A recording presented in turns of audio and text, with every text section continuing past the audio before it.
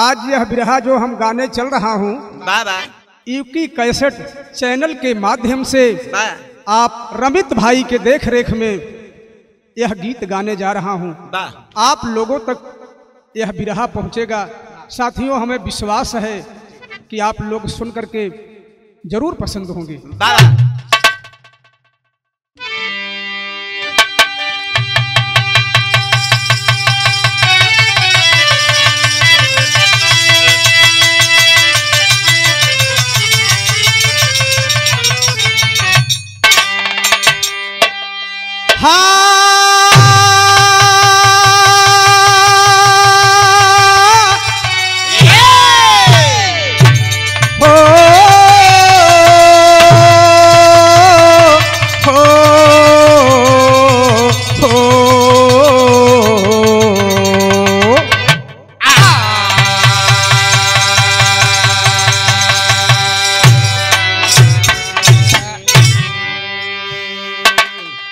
एक गांव की कहानी है।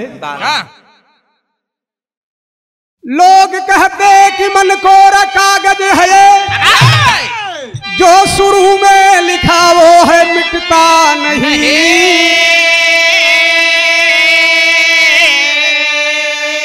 गीली मिट्टी लगे हाथ कुम्हार के, रूप उसको जो दे देता बनता वही।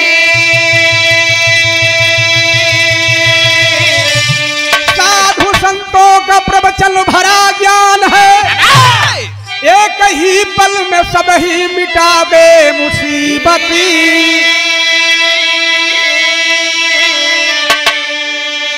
घर में घुटरू आवारा बना घूमता, कहते मंगल रहा घर में भारी फजीहत।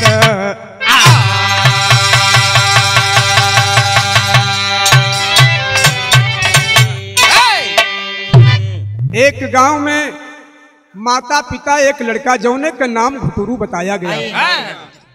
घुटरू नाम बताया गया दुलार कुमारी। जब घुटरू कौनो चीज खाए तो नटैया घुट से बोले।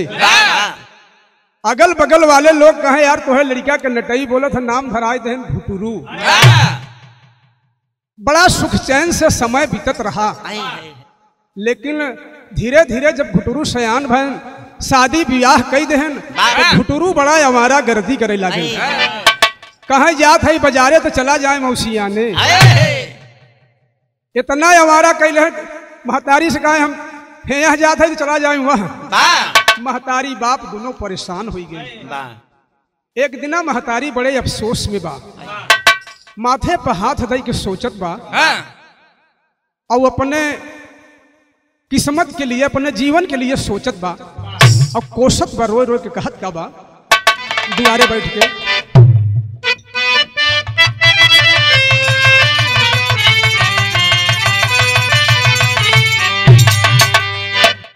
यह गजल का लाइन बा मास्टर। हमारे जनपद के बहुत ही मशहूर कलाकार आप श्रद्धेय स्वर्गीय लाल जी लहरी जी गावा करते हैं। आज दुनिया में नहीं रहे लेकिन कुछ छाप छोड़ करके चले गए हैं। हमारे प्रयागराज की शान थे। क्या कहें मास्टर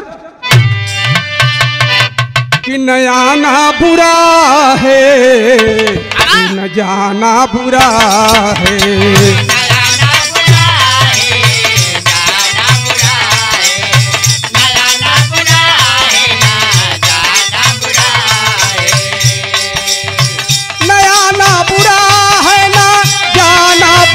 बुरा है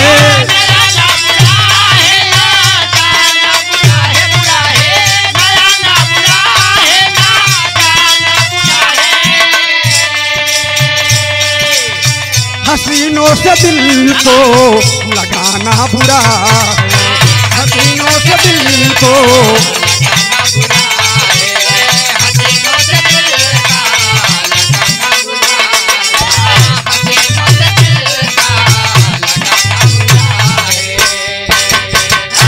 यही गजल की लाइन है मास्टर। माता रोवत बकहत का बा महतारी कि करम में हमारे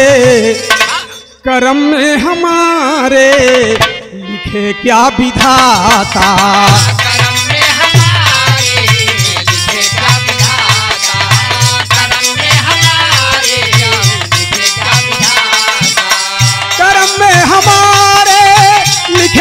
विधाता विधाता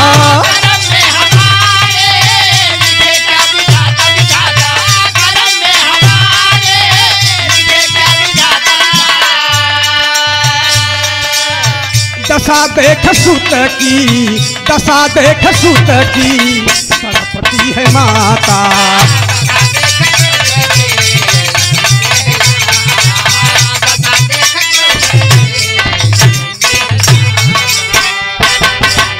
दशा देख सुत की तड़पती है माता।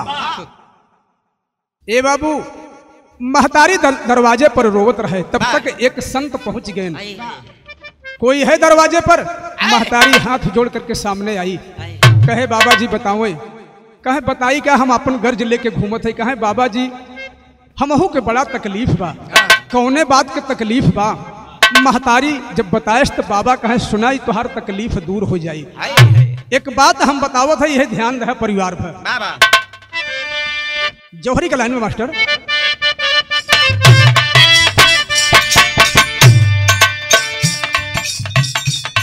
तब संत द्वार पर आए,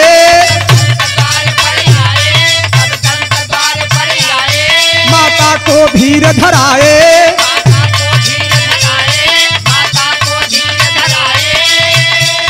द्वारे पर 9 दिन अपने भागवत कथा कहवाए।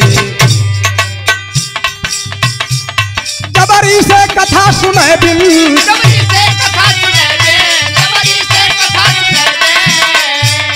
सब घुटरू को बैठाए,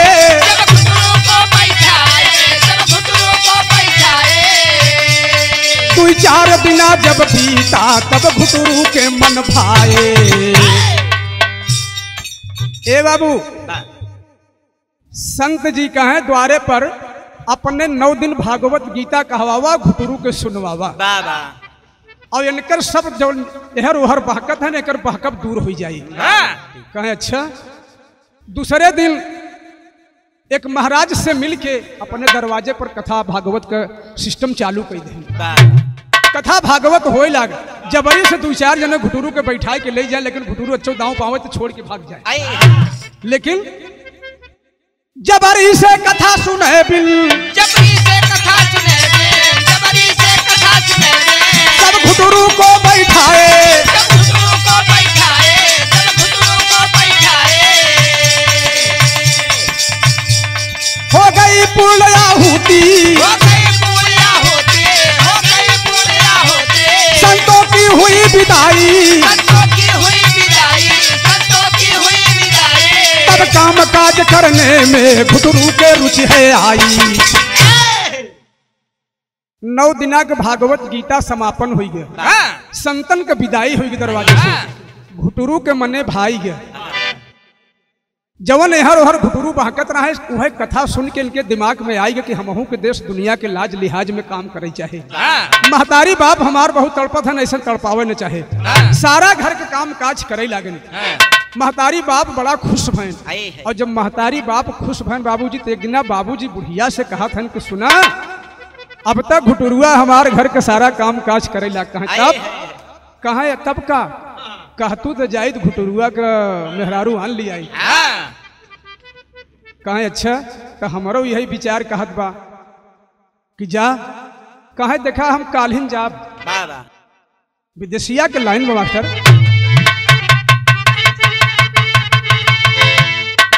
घर का काम काज कुली घुटरुआ करई लगा, आगवा का सुनायब बया।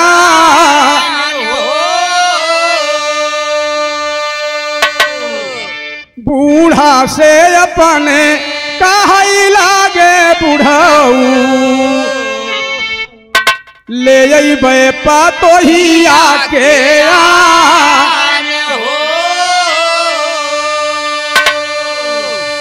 जाबई घुटरुआ के काली ससुरारी हम,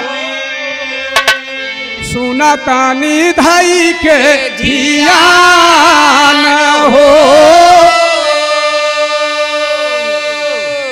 कहा काल सवेरे हमारा आज उड़ना कपड़ा साफ कही, तो काल सवेरे हम घुटरुआ के ससुरारी जाब। कहे देखा है हम अक्सरुआ आदमी है, ओढ़ना कपड़ा तुहार हम साफ कर देते है, अजुआ से पैसा कौड़ी ले ले। कहे हला कुंजी संदूके में हमारे 20 रुपया बा, कहे 20 रुपया में होएगा, कहे सब कुछ हो जाए। अरे 2-4 रुपया अपने नाश्ता में खर्चा कैले है, कुछ चाय पानी में, और 4-10 रुपया के ले ले है, काम हो जाए। बाबा जी कहे ठीक हो तो सवेरे नहाए धो के बाबा जी ललकी लाठी उठाएन, साफा बांधेन और चल देन, पतोह बुलावे बिना, वह समय के भाव टेरी के ला।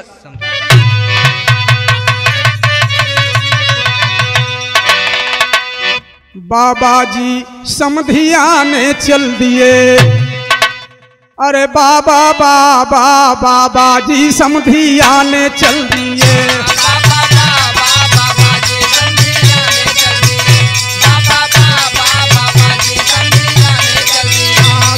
तऊ हो बाबा जी समधिया ने चल दिया,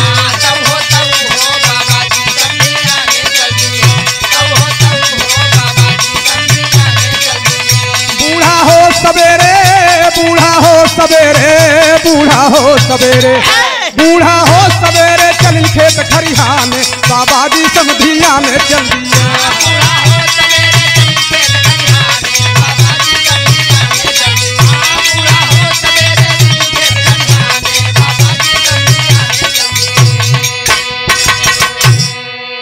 बाबा जी चल रहे रास्ता पकड़ ले, गांव के गुंगड़े पहुंचत है, घरे के एक लड़का कोनो देखे कहे था हमरे ननकी के लागत आटे बुढ़ऊ आवत है, हे भैया दुआरे 4 पाई बिछाई दे, खटिया बिछाई दे, हाँ कि आवत है समझी ढेर दिना के बाद।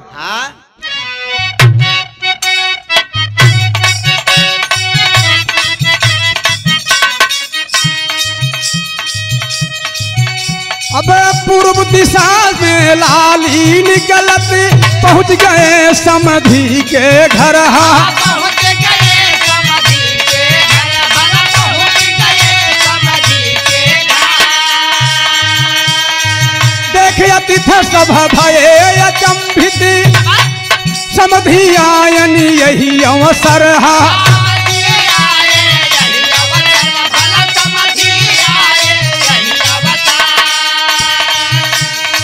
समझ में कुछ ना परई बाजरा, दुल्हन ता कई चक्कर पकर,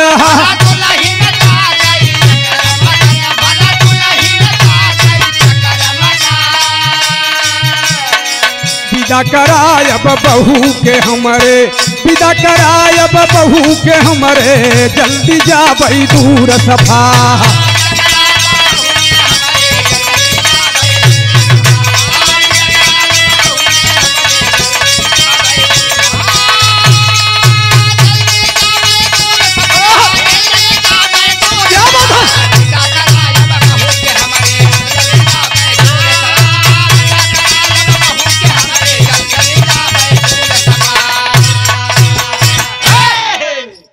बाबा जी जल जलपान के हैं, नाश्ता पानी भर, दोपहरिया के खाना भर,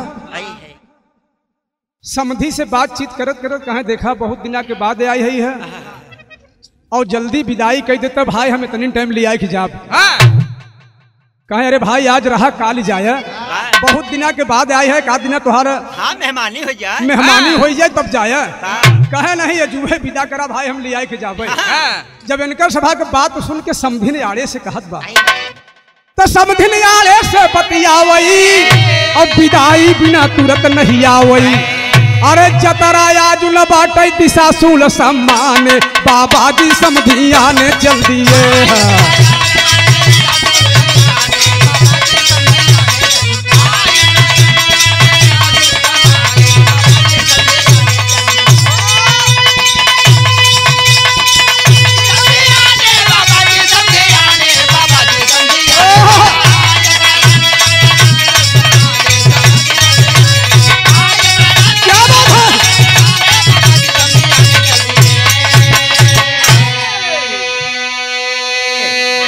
समधी ने आड़े से खड़ी हुई के कात बस सुनत है, ननकी के विदाई आज न होए,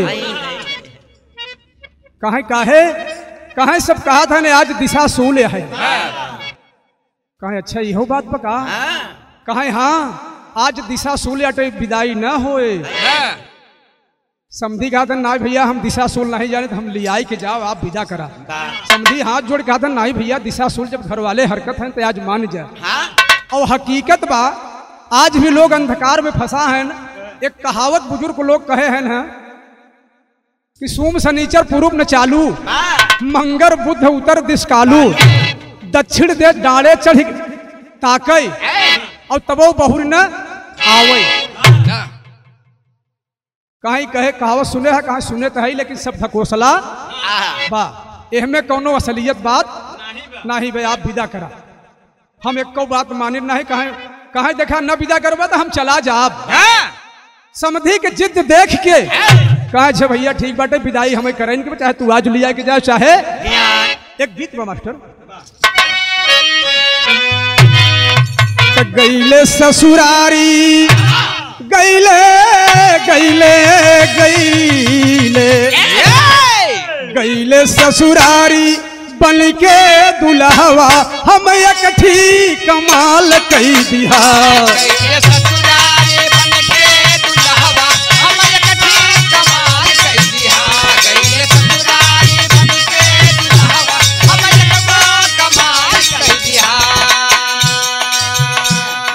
ससुरारी बन के दुल्हवा हम एक ठीक कमाल रे कमाल कई दिया। छोटका सरवा जब लावा पर छल से उजर की रुमाल गई। जब लावा पर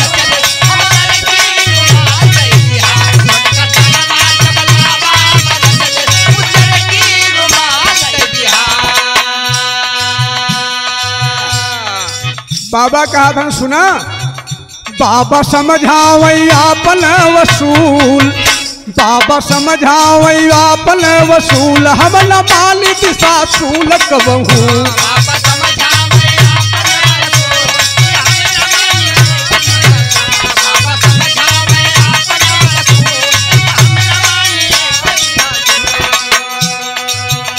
बाबा समझावई आपन वसूल हम न माल दिशा सूल कबहू। समधी बतिया करेला कुल फिजूल हम न माल दिशा सूल कबहू।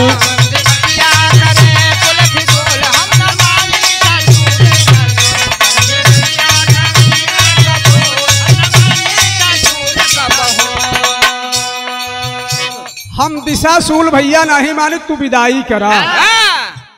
हारे समझा के सब गौआ का लोगवा तब से अगल बगल वाले जैसे दौड़ के नहीं होते तमाम बैठा रहा कहा नहीं समझी भाई मान जा आज मत लिया के जा। कहा ना बड़ा अकाज में भाई 10 पिस्सा हम खेत कुंसियाई के आई है सवेरे बोआई हुई।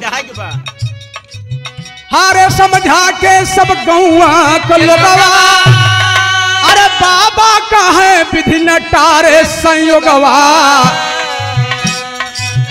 काहे बतिया करेला सब फिजूल काहे बतिया करेला सब फिजूल हम लवाली लीला सूल कबहू। काहे बतिया करेला सब फिजूल हम लवाली लीला सूल कबहू। काहे बतिया करेला फिजूल हम लवाली लीला सूल कबहू। ए बाबू सब समझावे लगन कहा यार न मन ही तो विदाई करेगा विदाई करे। महतारी जाए के तैयारी करे लगे बिटिया के विदाई के बिटिया के सजावे लगे एक तरफ। हाँ ओढ़ना कपड़ा पहरावे लगे लिया के जोन बाटे कि अब जही बाबू आए हैं ससुर आए हैं। हाँ विदाई हो लग महतारी तैयारी करत बा। स्वर्गीय परम श्रद्धेय परम आदरणीय हमारे जनपद के बहुत ही मशहूर कलाकार देश विदेश में जेकर कैसेट बजत बा दादा राम कैलाश जी अपने जवानी के आलम में गावत रहे। बिरहिन का दर्द वो सोझा ही बताऊं कितना बड़ा दर्द हो था बिरहिन के। कौनो औरत के पति परदेश रहे जोहत बा कि सावन में आई न सावन में आए न भादों में आए सोचे हो सकत है गहने में आई जा। हाँ ये गहन के आशा लगाई के बैठी बा। धीरे धीरे ये गहनों बीत गवा।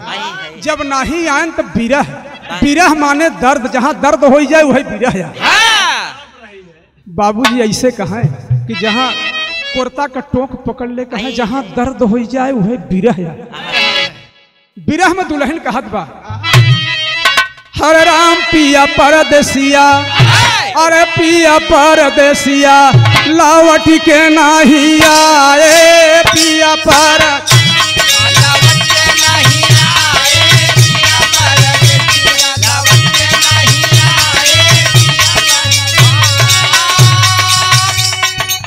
बिरहिल का दर्द, बिरहिल का दर्द मर्द अरे समझ नहीं पाए, पिया पर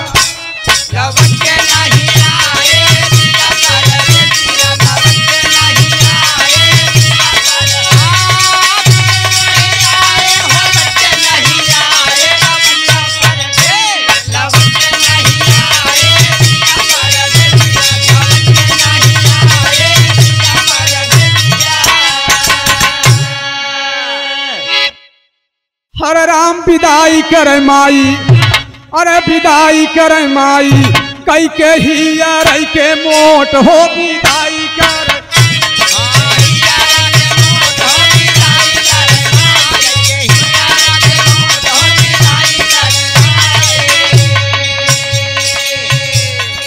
आगे आगे बाबा चलन ले के दौरिया,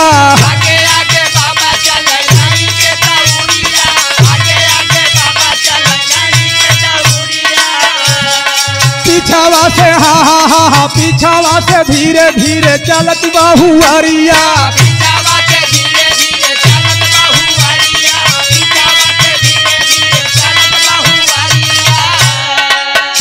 अरे रहिया में डोले हो, रहिया में डोलत बाघू घुटावई के वोट हो विदाई कर के हिया।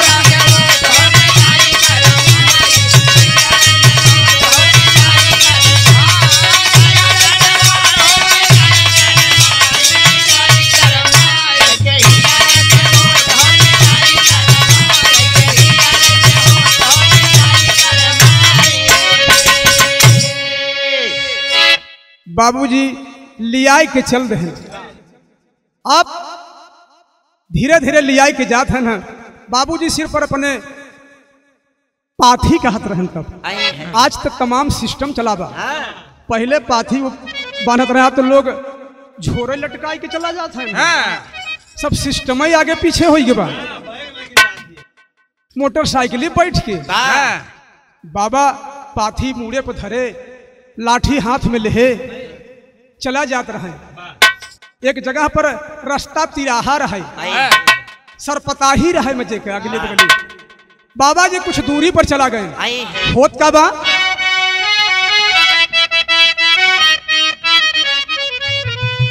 तब बाबा कुछ दूरी पर जाई और देखे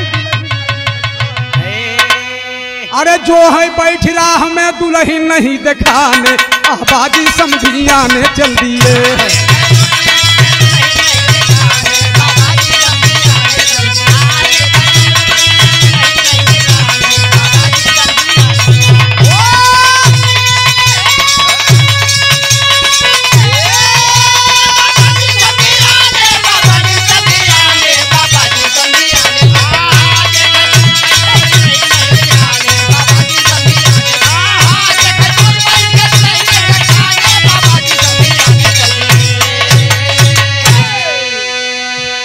महुआ के पेड़ पड़ा, बड़ा बढ़िया छाह मिला। बाबा जी वहीं पर बैठ गए। बाबा बैठ करके सोच रहे हैं कि दुल्हन यानी पतो हुआ आवे तब चली। लेकिन जेब से निकालें आशा, क्या बात है, आशा निकाल के मलई लागे। कच्ची सुरती, हाँ कच्ची सुरतियों के कहा ना। मल ओल के जब ठोक ठाक के खाई लेहन, देखा था दुल्हनी की पता ही नहीं बाटे। बाबा जी सोचे लगे दुल्हन कहाँ पिछड़ गई। हाँ खड़ा होकर हर हर देखा था चक्कर कर दुल्हन जब नहीं दिखान तब एक ही गीत बा मास्टर, ये हमारे प्रयागराज का मशहूर गीत बा।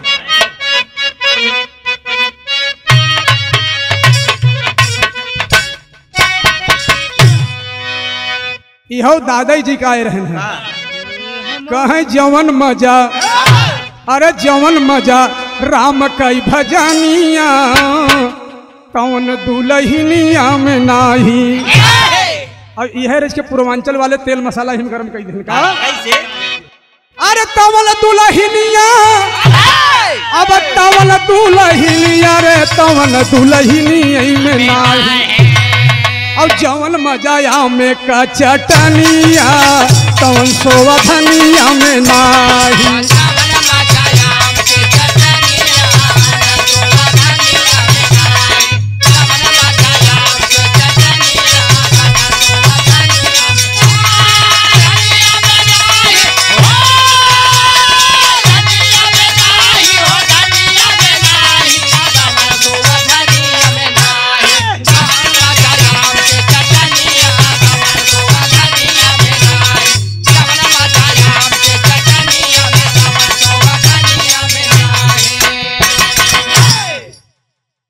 यह गीत के लाइन बा बुढ़ऊ चक्कर पकड़ देखा था सोचत का है कि दुल्हन भूलान कौन बनवा। अब दुल्हन भूलान अरे दुल्हन भूलान रे कि दुल्हन भूलान कौन बनवा। बाबा के लागल बा चटकनावा दुल्हन भूलान कौन बनावा।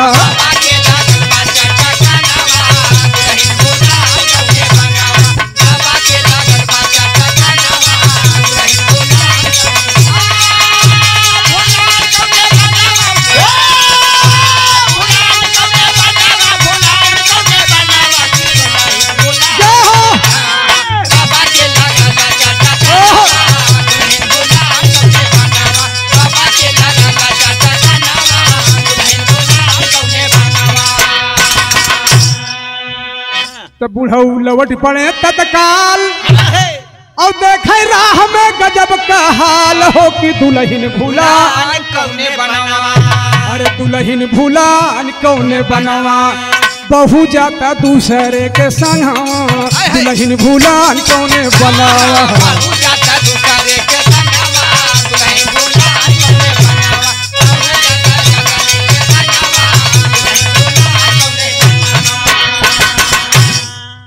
दुल्हन तो दूसरे के साथ में जात रहे।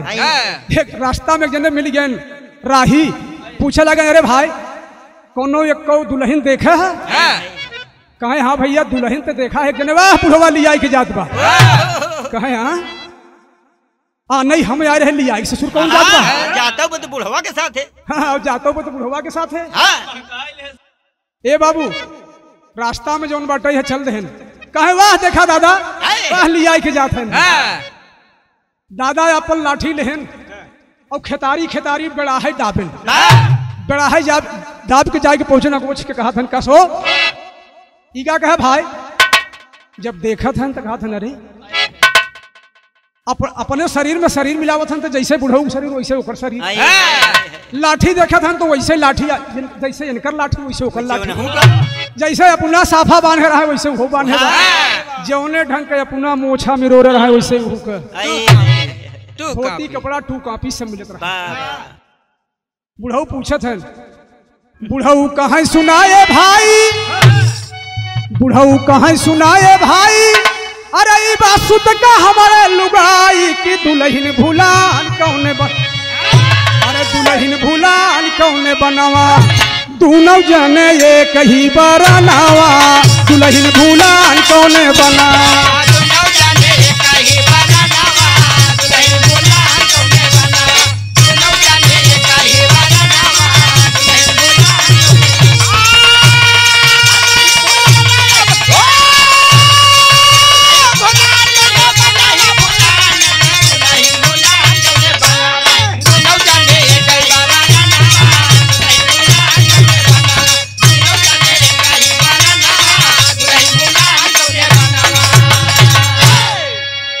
देखा था दोनों जने जब एक रंग के पतोहिया रज के अपन घुघुट टारे और टार के धीरे से घुघुट के नीचे से जब देखत बा कहत हो ये है असली की ये है असली पिता भैया दूधू बुढ़वा है हमके करे साथे जाई बड़े चक्कर में दुल्हन पड़ी बा देखत बा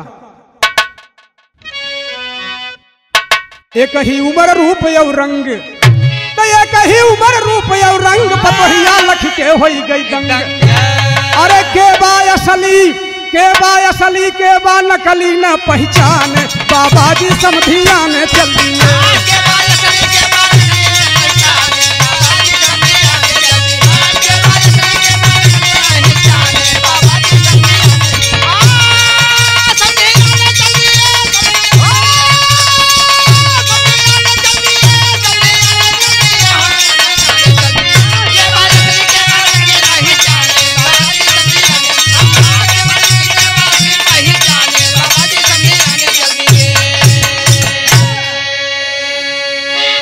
कादन भाई हमार पतो हुआ, असिला वाला कहा था नहीं हमार पतो हुआ, नकला वाला जौन बना रहा बुढ़वा कहा था हमार पतो हुआ। अब दोनों जने में ऐसे बात के बात बढ़ा जात बा, सरबर हो कहे ससुराऊ मान जा तू जा हट जाए, हम पतो हमार हम लिया की कहे पतो हमारे अटे हम लिया की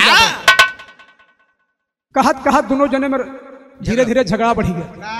और जब झगड़ा बढ़ी गया तब होत का बाटे है, क्लियर का लाइन बा, ये बड़ी पुरान लाइन बा, एक दादाजी हरे गावत रहन है।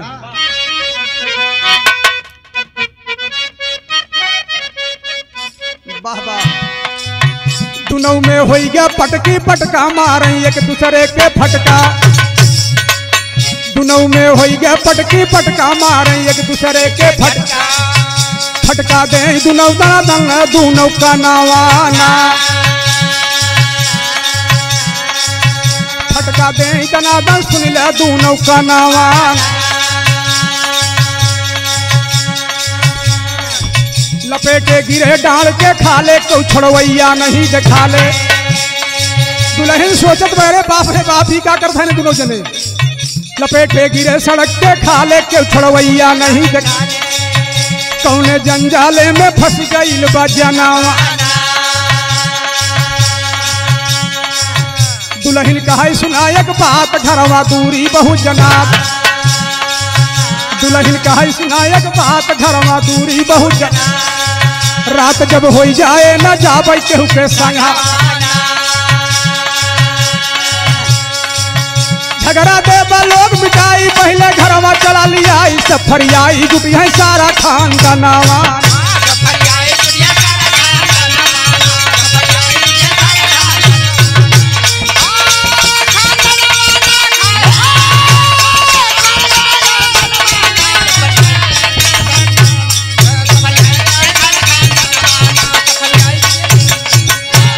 दुल्हन का है सुना, देह पटकी पटका आपस में दोनों बुढ़े फाने कहा पटकी पटका बंद कर दे।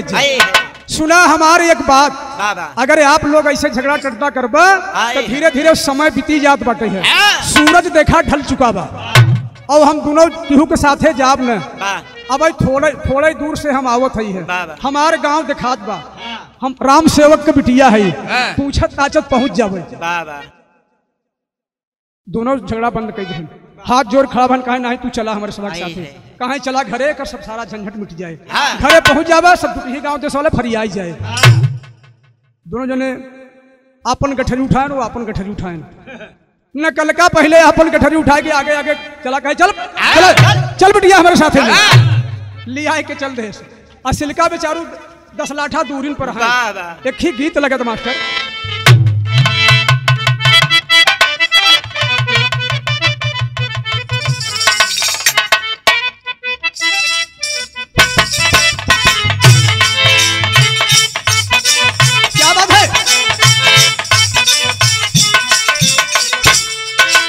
यह गीत हो कजरा मोहब्बत वाला अखिया में कैसे डाला, कजरे ने ले ली मेरी जान, हाय रे मैं तेरे कुर्बान, कजरा मोहब्बत वाला अखियों में कैसे डाला, कजरे ने ले ली मेरी जान, हाय रे मैं तेरे कुर्बान,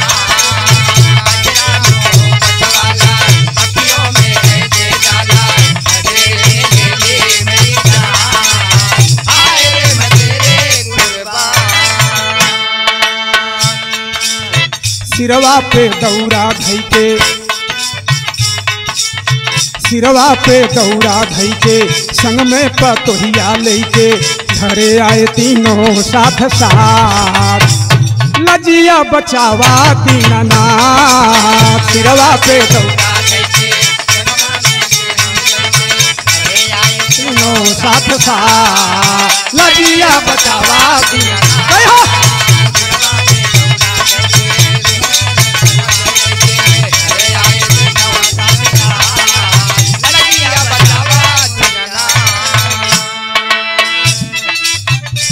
क्या बात है। सबही परेशान भइले दुआरे पर आए जब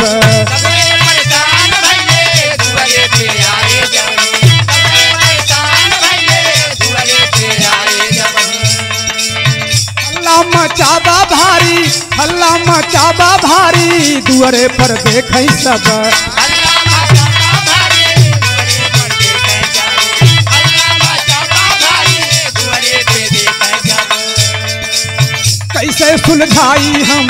कैसे सुलझाई हम मन में विचारे सब हम मन में विचार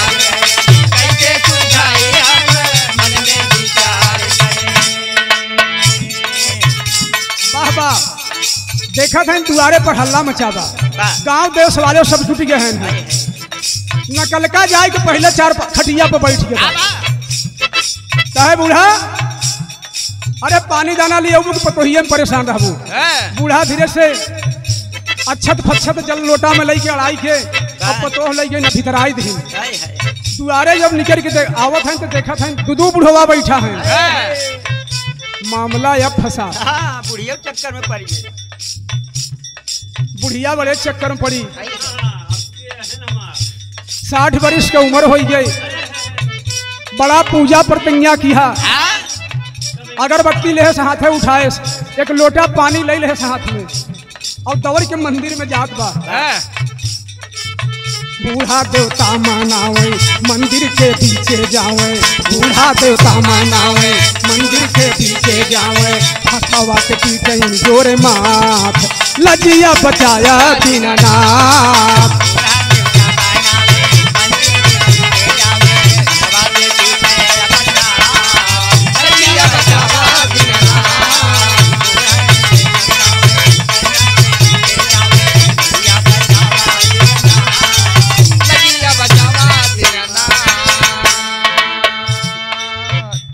बूढ़ा बड़े चक्कर में पड़ी और जाए के मंदिर में कहीं नहीं हमार 60 वर्ष के तपस्या भंग हो चाहत बा आज तक हम एक बुढ़वा के साथे चाहे जो हंसा बोला वही के साथे अपन जीवन व्यतीत किया हे प्रभु आज दूठे बुढ़वा दुआरे बैठा है ना के कौन अपन या कौन बेगाना या समझे में नहीं आवत भगवान भोलेनाथ के जल चढ़ाई फिर दुआरे आइन नकलका कहत बा कि जल्दी से खाना पीना बनाबू बड़ा देर होत बा एक लोटा पानी तो लिया वा हाँ एक लोटा पानी तो समझिया ने ठीक से खाए पिए नहीं मार लफनान रहू जल्दी चलाया जल्दी चलाया बड़े चक्कर में धीरे धीरे गांव देश वाले जुट गए हल्ला मचा कहा यार हम हई है कौवा कहत बा हम हई यार केकर मकान है यार नकलका कहत हमार मकान है जितनी बात तू पूछा हम सब बताई दे पहले बूढ़ा कहा एक बात पूरा गांव मोहल्ला टोला जुटा बा कहा रुका रचे चौधरी के बुलाए आई दौड़ के गए बूढ़ा चौधरी के बुलाए आई सब गांव देश वाले जुट गए बड़े चक्कर में बूढ़ा पड़ी है कि भगवान चिन्हत जाता गांव वाला हमार बुढ़वा कौन है यार हम बहुत परेशान है हमारी 60 वर्ष के धर्म नसाई चाहता मान ल कतो भूल चूक से नकली वाला मिल जाए तो हमारा धर्म बिगड़ जाए बड़े परेशानी में है हैरत में बुढ़िया गांव देश वाले कहा तोहरे कुछ समझ में आवत बा समझ में एक ये बात आवत बा कि हम जात की कुछ कह रहे देखी कौन बताई लिए थे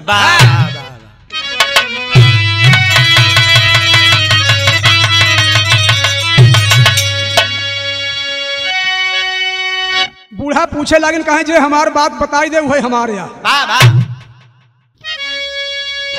सबूत आपन दूनो रहे अरे बताई भाई देखाना सबूत आपन दूनो रहे अब बताई भाई देखाना और बूढ़ा सोचिन अब जाए फरियाई भाई देखना।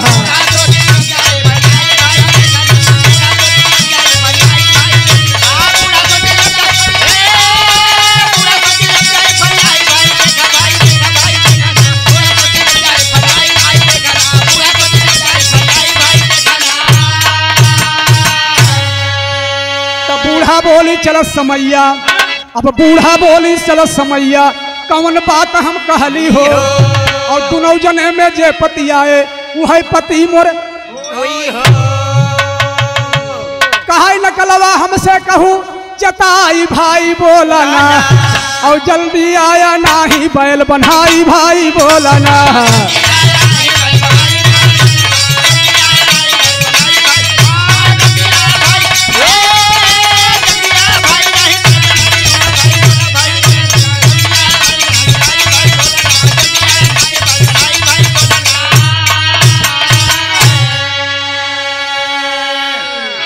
नकल का कहा सुना, हम जब जात रहे तो कहे रहू यही बात ना कि जल्दी से चला आया, ये जोन मकरका बरधा बा केहू के बांधे नहीं देते, यही बात कहे रहू ना। बुढ़िया कहे हाँ हाँ हाँ हाँ, यही बात के हम कहे रहे हैं, बस पंचो हमारी है अटई है।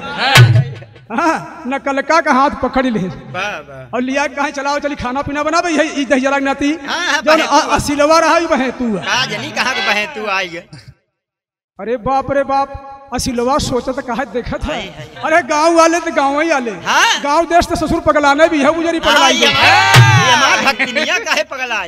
बतावा 60 साल का हमारे साथे राहत बाटा, एक दिना में एक सब माजरा बदल गया, एक पहचान में नहीं आवत है, हम हमारे मछोल से नहीं पहचान। बुढ़ऊ अपने मन विचार कहा अब न निशान तब निशान, पतोह तो आई गए सुरक्षित, लेकिन हमार बुढ़िया सुरक्षित गए दूसरे। हाँ, बड़े चक्कर में पड़ी गए। आल्हा का भाव मास्टर,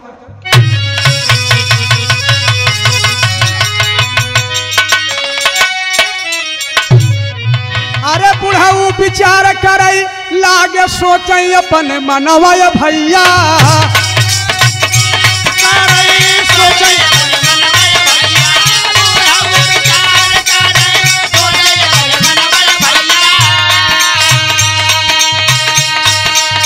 सही सही बतिया कुली देत बाबा का,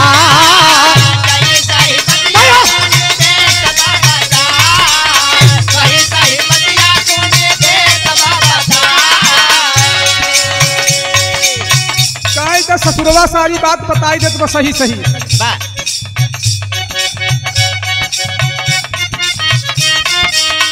भारी दूर गातिया हमारा आज भैया भैया,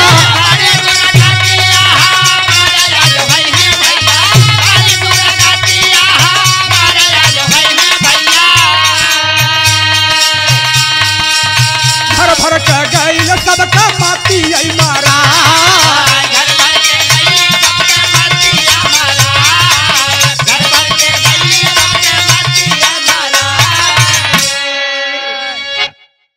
कहा सब का सब, लेकिन हमारे घरवों वालों के मती भ्रष्ट होगा। हे बाबू, तब से जाए के घुटुरुआ के तो काम काज में लपटियान रहा खेते में, वही जौन गेहूं के खेत पुंसियाए रहे ना, वही के विराहत रहा ना ही कौन यातर करत रहे। कहा सवेरे यही बाबू को आई हुए, दो लड़कियां दौड़त गन, कहा यार अरे जल्दी चल दुआरे, दुआरे बड़ा हल्का मचा, कहा काब है, कहा अब तक तो ससुर तोहरे एक बाबू रहने, आज देखा था तोहरे दुआरे दू बाबू लगा, जैसे तोहार बाबू रहने वैसे एक बाबू और आई। करे यार कभो एक बताए नहीं कि हमारे दो बाबू हैं, कहता ससुर ऐसा कभो जन बोला हमारे कई बाबू रहने यार, दो बाबू सरवा कहाँ से आए, कहा यार नहीं विश्वास में चला दुआरे देखा, वह दुआरे ले आई के आई गए, कतहू से घूमत की, अब तब कतहू से घूमत की आई गा घुटुरुआ भैया,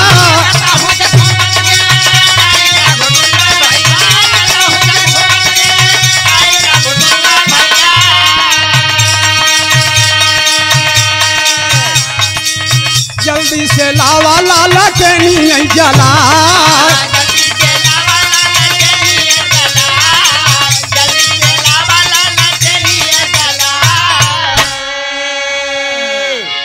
ए बाबू जब घुटुरू आई गए दुआरे पे देखत कहा ना इतना सही बात लोग बताओ हमारे बाबू के नहीं एक बाबू खड़ा है दोनों के चक्कर देखे एक निगाह मार के कहत सुना इस काम फरियाए न एक हम फरियाए ले महतारी से कहत जल्दी से लालटेन जलाई के महतारी दौड़ के गई घरे में लालटेन के देखे था शीशा जौन बटे है उनमें करीखा लग रहा है माई जल्दी जल्दी में अपन नहीं कुछ कहे देवरी जलाई दिया गांव में पहले तब मट्टी के तेल कहा आज लोगों के घासलेट कहा था महाराष्ट्र यहाँ कतों क्रोसीन कहा था जल्दी से डबरी जलाई के महतारी जोन बटे ले आए और धरे सामने कहे दे माई दिया ना हमें तो समझ नहीं दिया लाई के खड़ा भवा और दोनों जने से कहा कि लाइन में खड़ा हो तो देखी दोनों जने के लाइन में खड़ा करता है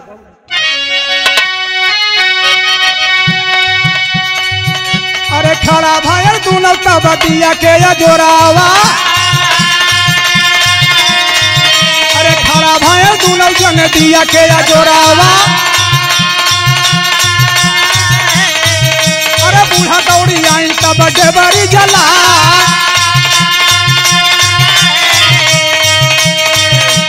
खड़ा भाई दोनों जन दिया के या जोरावा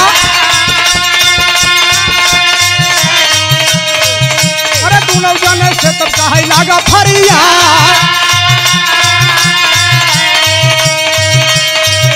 अरे धरे बा घुटुरुआ तब नकला के जाई के धरे बा घुटुरुआ तब नकला के जाई के कहीं सब लोग कैसे लिया फरिया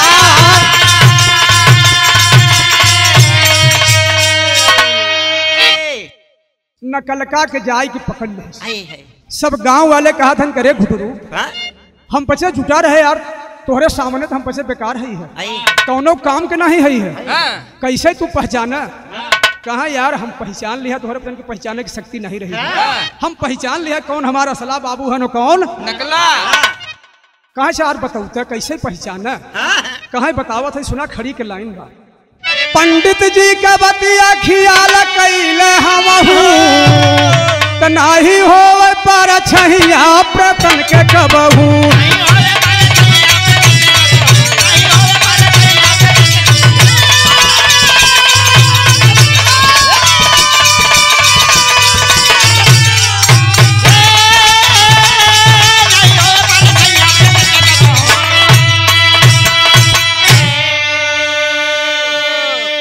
तो देखा सब लोग आके अपने नयनवा बिना प्रतिबिंब का खड़ा बाटे बेईमानवा सुनई चाहे सतसंग चाही हो कतहू त नाही हो पर छहिया प्रतन के कब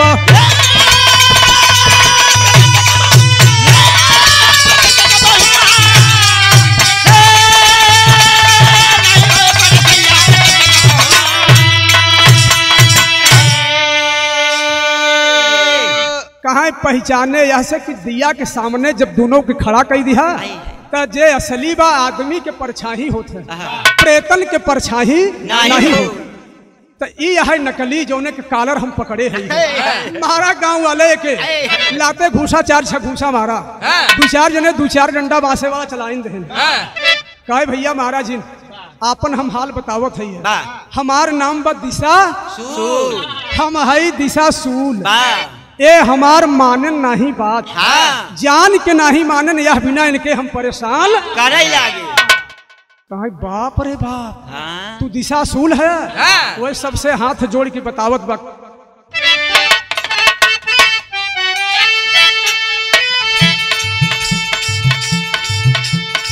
हाथ जोड़ के नकला बोला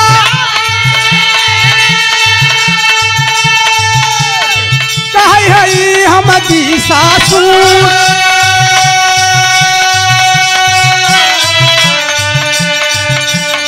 खफलतन को हमार लाया जान बूझ के कैला भूल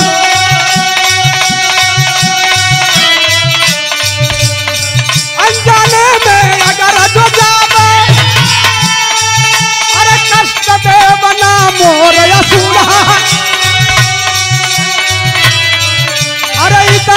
कही के दिशाशूल अब इतना कही के दिशाशूल चली गवा उड़ावत भारी धूल।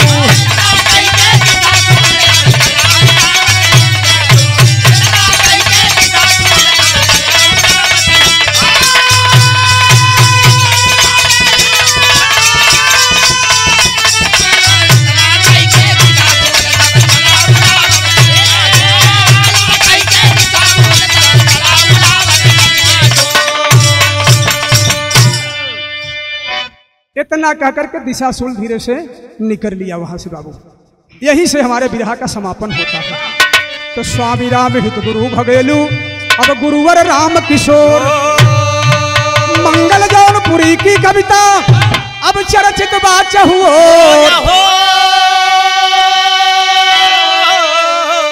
अरे बाबा जी समधिया ने चल दिए गावै राम आधार गावै राम धार जे भोगा बाऊ जाने बाबा जी समधिया ने चल दिए।